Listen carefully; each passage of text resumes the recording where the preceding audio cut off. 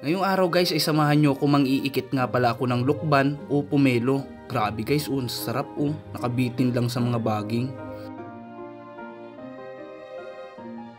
So ayun guys, welcome back po sa ating Facebook page. At ako po ay uli magpapakilala na ako po si Janjan, na pagdating sa kalukuhan, ako ang number 1. At ayun nga po guys, si Whitey.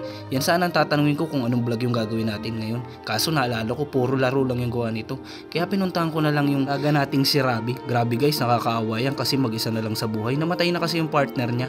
Kaya ayan guys, ang ginawa ko muna, pinakain ko na muna siya. Galing kasi yan si Rabi magturo ng lokasyon ng pag-iikitan natin ng makakain ngayong araw kapag busog siya. Matapos nga siyang mabusog guys, ay tinuro na rin niya sa akin. Sabi ni Rabi, doon daw sa likod ng bahay ng pulis, meron daw doon lukban. Grabe, napakasarap guys ng lukban o suha. O English ay pomelo. Pero guys, nakakatakot kasi nasa likod pala ito ng bahay ng pulis guys. Kaya guys, maingat kung pinuntahan yung sinutukoy ni Rabi. At ayan guys, narating ko na nga. Grabe guys, tingin pa lang nakakatakam na. Grabe, sobrang sasarap ng lukban na to guys. Mga hinog na. Kaya ang ginawa ko guys ay nagmasid-masid muna ako sa paligid kasi baka nandyan yung may-ari na pulis, mahuli tayo. At nung makita ko nga guys na wala ng tao sa paligid o wala yung bantay, kinuha ko na. Grabe guys, inamoy ko, sobrang bango. At ang sarap-sarap nito guys. Dadali ko nga lang pala guys ang pamimitas kasi baka maabutan tayo, mahuli tayo, yari tayo nito. Kaya guys, pakakuha ko agad na rin akong umalis. Kaya guys, pakauwi ko agad ko na itong binalatan guys dahil gutom na talaga ako. Ayan tingnan nyo naman guys, napakasarap. At meron nga pala ako ditong asin guys na may sili.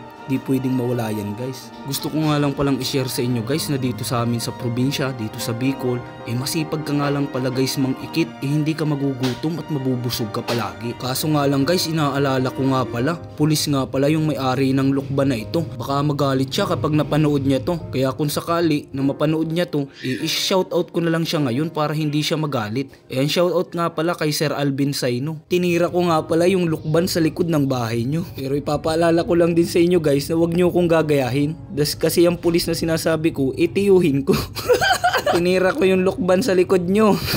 Wala kasing kumakain kaya pinakinabangan ko na. Peace out tayo guys. Yun naman ako to si Janjan. Ugaling malakas mang trip lang, pero walang ugaling magnanakaw yan. Pero seryosong usapan guys, ito yung sinasabi kong kagandahan dito sa probinsya o dito sa amin sa Bicol. Masipag ka lang mag-ikot-ikot sa paligid, mabubusog ka na. Kasi gaya nga nito guys, tagbunghan po ngayon ng pomelo o ng lukban dito sa amin. Kahit wala kang sariling puno ng lukban dito sa amin, makakakain ka pa rin kasi maging mabuting sambayanan ka lang o kapitbahay, mabubuti naman yung tao dito pag bibigyan ka, di ba? Kaya guys, ako to si Janjan, nagpapaalala sa inyo na kahit anong hirap po ng buhay, wag nyo pong ugaliin na magnakaw. Mas mabuti na po yung manghingi kayo o magpaalam sa may-ari kaysa po sa magnakaw kasi masama po yun. Wag nyo na po akong gayahin kasi content lang po itong ginawa ko. Nagpaalam naman po ako dun sa puno At ayan na nga guys, ang dami kong kwento. Ayan, balik tayo dito. Ayan, tingnan nyo naman guys, nilalantakan ko na yung dalanda na pati yung pomelo o lukban dito sa amin. Grabe, sobrang sarap guys. Ang pomelo nga pala nito o ang suha na ito ay napaka juicy guys. Ito sa amin ay tinatawag na lukbang bundok kasi kulay puti po yung laman nito guys. Ayan, tingnan nyo guys, napakasarap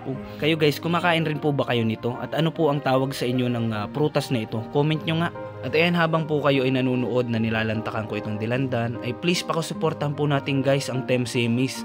Sila Ate Zimira, sila Ma'am Brenda Maigi, at si Ate Rizel M. Cabreros at yung iba pa po niyang kasamahan. Hindi ko na po sila malahat kasi napakarami po nila. Basta suporta natin guys. At syempre shoutout na rin po sa walang sawang sumusuporta sa ating Facebook page. Lalo na sa mga top star senders natin at sa mga top fans. At syempre hindi ko makakalimutan yung mga nag-share palagi ng uploads ko. Ayan, I love you all guys. At syempre hanggang dito na lang muna po ang ating video. Ayan, maraming salamat at muntik ko na namang maubos ang kulang-kulang 5 minuto ng buhay nyo. Thank you all and I love you all. Happy 94K followers po sa ating lahat guys.